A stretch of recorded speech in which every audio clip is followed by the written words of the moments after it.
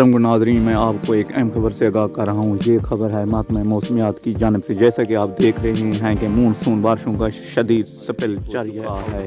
अब भी बारिश बरस रही है। पूरे पंजाब, पूरे पाकिस्तान, सूबा सिंध, KPK और बलूचिस्तान, पंजाब के पूरे इजलाओं में बारिशें शिद्दत नदी नालों में भी तूफानी आ चुकी है।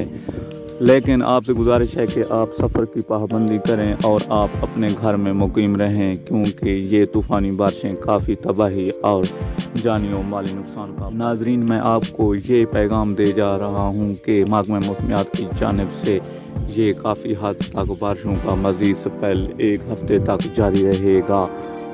लेकिन ये बारिशें इतनी हद तक बढ़ चुकी हैं कि ये थमने का आप भी मोहतात रहें। शुक्रिया।